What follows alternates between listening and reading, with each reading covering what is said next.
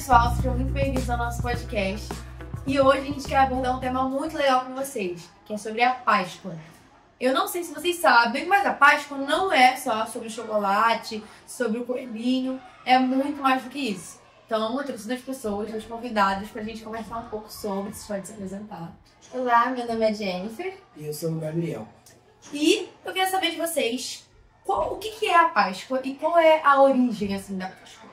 Pô, a Páscoa começa lá no Egito Antigo, quando o povo israelita foi preso por um faraó, e Moisés, na tentativa de libertar esse faraó, ele tentou falar com o faraó, só que o faraó recusou, e Deus mandou 7 pragas ao Egito, e sendo a última o anjo da morte. Sim, como ele falou, né, a última praga foi a anjo da morte, e foi uma das mais importantes, né, porque Deus falou para os israelitas passar o sangue do cordeiro na porta, significava que a casa estava protegida por Deus e que o anjo da morte não ia entrar lá. E como aconteceu, ele não entrou e só matou os primogênitos de Faraó. Isso mesmo. Entendi. Mas assim, os israelitas eles depois foram libertos, né? Sim, os israelitas foram libertos. E com isso, Deus pediu para eles comemorarem a Páscoa todos os anos. Sim, que também é um fato muito legal que mostra que a Páscoa sempre foi sobre liberdade, sabe? Entendi.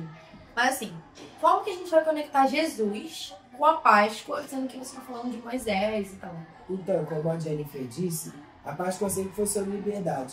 E quando Jesus chegou, ele mostra que ele veio para nos libertar principalmente dos pecados da carne. Então, ele, na última ceia, ele mostra o pão sendo a carne dele e o vinho sendo o seu sangue, como forma de libertação para nós. Como a Jennifer disse, Jesus veio para nos libertar e para nos ensinar o amor e o perdão. E com isso, ele diz que o pão é a carne dele e o vinho é o seu sangue, simbolizando a liberdade. E o mais impressionante é que Jesus morreu exatamente no período que seria a comemoração da Páscoa, naquele mesmo período que Deus pede a gente para comemorarem a liberdade. Agora sim faz sentido. Mas depois da morte de Jesus, o que aconteceu?